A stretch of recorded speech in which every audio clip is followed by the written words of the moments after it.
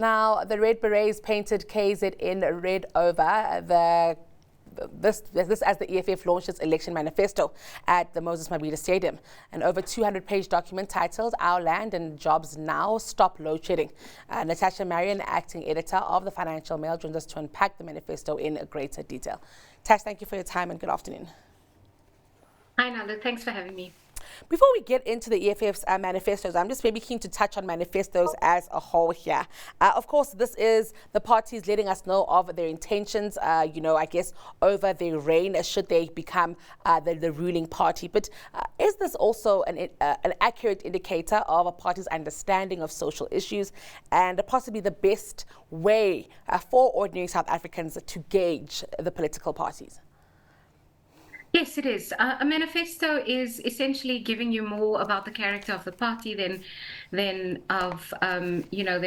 what they're going to do in government. As we know, the ANC is still the dominant party in the country. So, the chances of the full implementation of an EFF manifesto, for example, are pretty slim.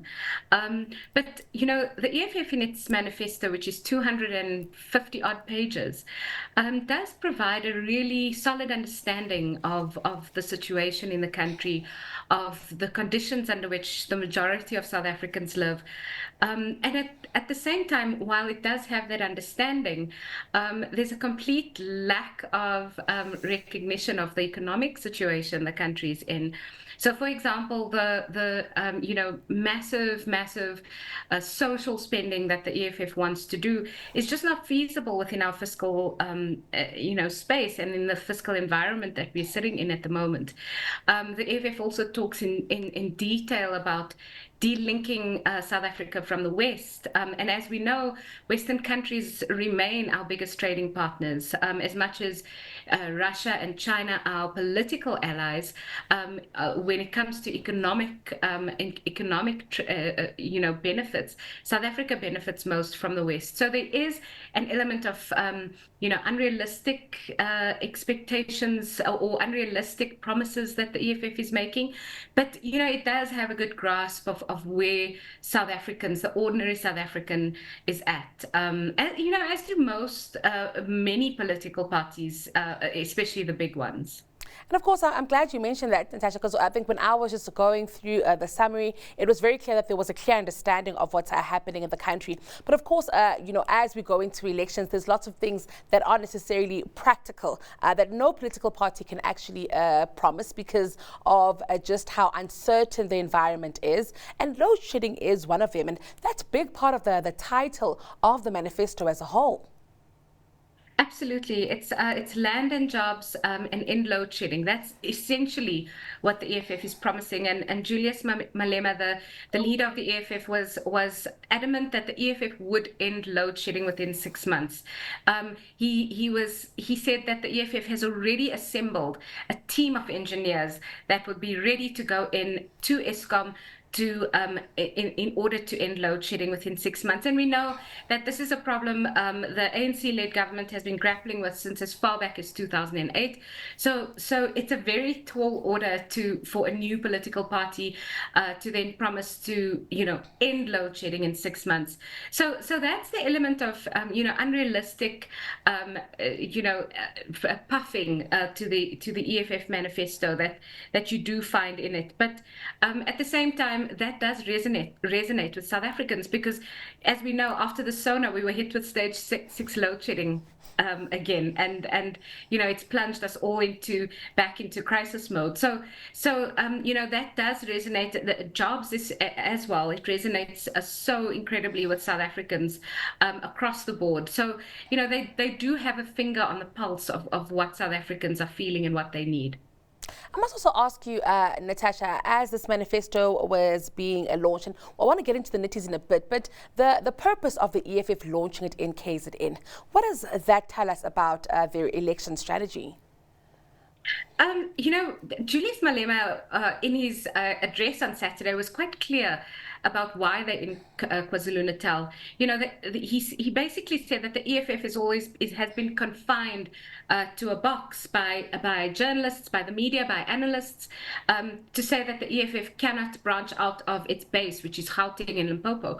And But as we know, the EFF did exceptionally well in KZN in the last election. So basically, Julius Malema declared that the EFF launched in KZN to prove that it is indeed a national party. Whether that translates into votes down the line in May or June, whenever we have our election, it's still unclear, because as we know, there's new players on the scene. We have the MK party, we have the IFP surging again in KZN, even though the ANC is on the decline. So, it's a tough political terrain in KZN, but the EFF was there, and it basically made its mark by launching at Moses Mabhida. Obviously, the weather wasn't on its side. It was rained out, so a lot of people left, and we did see sort of an empty stadium by the end of the speech.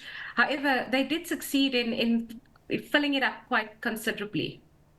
I must also ask you, Natasha, so a big part of the things that we saw in the manifesto now, changes to the constitution. How practical is it for anybody to change our constitution? I think this might be something we see in many manifestos to come.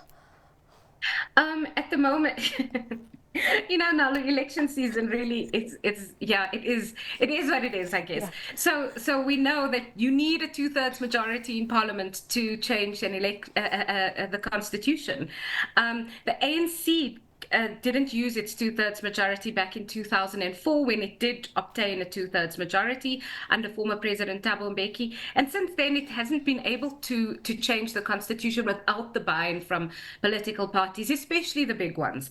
So the EFF can say it's going to change the constitution to implement land expropriation without compensation, but it's just not practically possible unless the EFF gets buy-in from the ANC or the DA, both of which is unlikely. The attempt by the ANC and the EFF to work together on land redistribution in the previous term under President Ramaphosa actually fell flat. So it's not very, very realistic. It's unlikely to happen unless, we're talking 3-4 elections time, if the EFF continues to grow and continues to grow quite rapidly.